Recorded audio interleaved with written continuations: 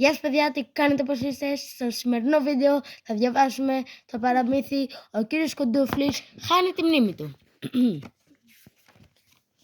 Λοιπόν, ο κύριος Κοντούφλης, όπως ξέρετε, είχε συνέχεια διάφορα ατυχήματα. Μικρά ατυχηματάκια, μεσαία ατυχηματάκια και μεγάλα ατυχηματάκια.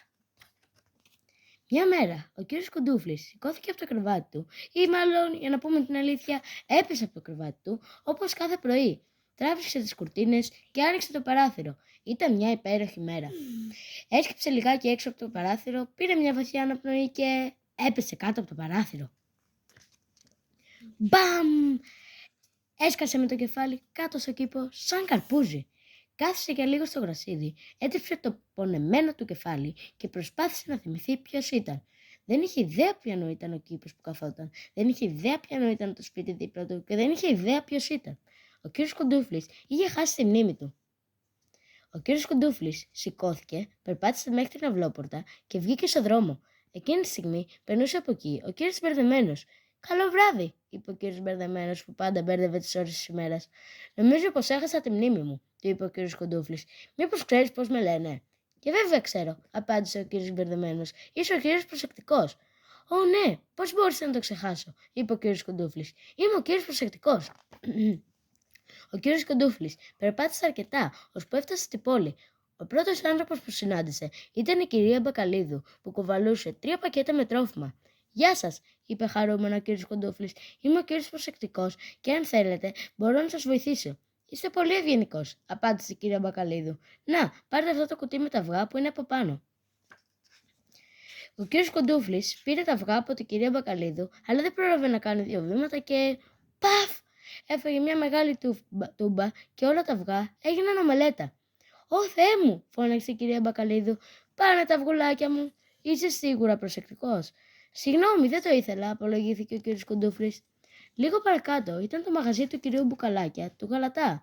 «Ψάχνω κάποιον να οδηγήσει το φορτηγό και να μοιράσει τα μπουκάλια με το γάλα», είπε ο κύριος Μπουκαλάκιας. «Πώς σε λένε?» «Με λένε κύριο Προσεκτικό», απάντησε ο κύριος Κοντούφλης.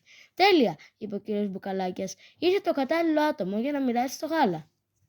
Ο κύριος Κοντούφλης μπήκε στο φορτηγό και ξεκίνησε. Την ώρα όμως που έστρεφε στη γωνία, η ρόδα του αυτοκινήτου χτύπησε στο πεζοδρόμιο και το φορτηγό αναποδογύρισε. Πω, ζημιά! Όλα τα μπουκάλια έσπασαν. Ο κύριος Μπουκαλάκιας ήρθε τρέχοντας. «Μα τι έκανες? Πάει το γάλα!» «Εσύ δεν είσαι ο κύριος Προσεκτικός, αλλά ο κύριος Απρόσεκτος». «Συγγνώμη», είπε ο κύριος Κοντούφλης, «δεν το ήθελα». Λίγο παρακάτω συνάντησε τον κύριο Πινελάκη, τον Πογιατζή. Είχε ανέβει σε μια σκάλα και έβαφε τους τοίχους ενός σπιτιού. «Γεια σου», είπε ο κύριος Κοντούφλης, «είμαι ο κύριος Προσεκτικός. Μήπως μπορώ να σε βοηθήσω σε κάτι?» «Αχ, ναι, σε παρακαλώ. Μπορείς να μου ανεβάσεις εδώ πάνω το κουτί με την μπογιά?» Ο κύριος Κοντούφλης πήρε το κουτί με την μπογιά και άρχισε να ανεβαίνει στη σκάλα. Αλλά, όπως και εσείς θα το περιμένατε, ο κύριος Κοντούφλης δεν έμεινε για πολύ πάνω στη σκάλα. Έπεσε με θόρυβο στο γρασίδι και το κουτί με την μπογιά αναποδογύρισε κατευθείαν πάνω στο κεφάλι του. «Κακόμοιρε, κύριε Κοντούφλη». Απογοητευμένος από τα παθήματά του, ο κύριος Κοντούφλης πήρε το δρόμο για το σπίτι του, χωρίς να ξέρει ακριβώς που ήταν το σπίτι του. Ψάχνοντας λοιπόν, χάθηκε και κάποια στιγμή βρέθηκε στο δάσος. «Δεν καταλαβαίνω», μονολογούσε. «Το όνομά μου είναι Προσεκτικός, μα δεν μπορώ να κάνω τίποτα με προσοχή. Και έπειτα, πού βρίσκεται το σπίτι μου?» Εκείνη τη στιγμή όμως, μπαμ! Χτύπησε το κεφάλι του στο κορμό ενός δέντρου και ένα μήλο έπεσε πάνω στο κεφάλι του. «Περίεργο», είπε στον εαυτό του. «Πώς βρέθηκα εδώ? Το τελευταίο πράγμα που θυμάμαι είναι ότι άνοιξα το παράθυρο της κρεβατοκάμαρας. Και τι είναι αυτή η μπογιά στο κεφάλι μου?» Εκείνη τη στιγμή εμφανίστηκε ο κύριος Λιβάδης, ο γείτονας. «Πρόσεχε, πέφτει στο...» Μα προτού προλάβει να τελειώσει τη φράση του, ο κύριος Κοντούφλης βρέθηκε μέσα στο ποτάμι να κολυμπά. «Πρέπει να είμαι πολύ προσεκτικός», σκέφτηκε και έκανε μια βουτιά. Αυτό ήταν το βιβλίο. Μικροί κύριοι, μικρές κυρίες. Αν σας άρεσε, κάντε ένα like και ένα subscribe. Και τα λέμε στο επόμενο βίντεο. Γεια σας!